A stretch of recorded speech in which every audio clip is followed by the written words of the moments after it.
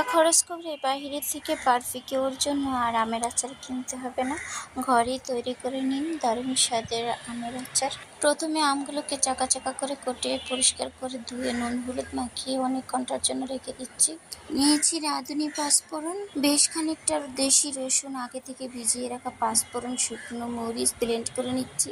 এবারে কড়াইতে পরিমাণ মতো সরিষার তেল হাই হিটে গরম করে আমগুলোকে একটা জালিতে ছেঁকে নিচ্ছি। গরম করা তেলে ব্লেন্ড করা মশলাটাকে দিয়ে নাড়তে নাড়তে ফেনাটা হালকা মজে আসলে চিনি দিয়ে দিচ্ছি স্বাদ অনুযায়ী।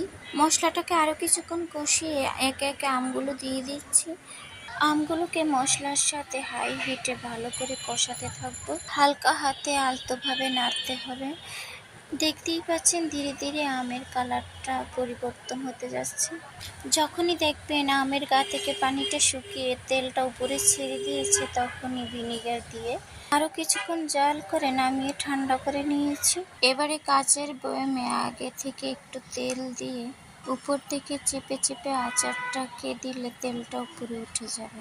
দেখতেই পাচ্ছেন সবগুলো আম বয়ামে রাখা হয়ে গেছে। আশা করছি ভিডিওটা উপকারে আসবে। আল্লাহ হাফেজ।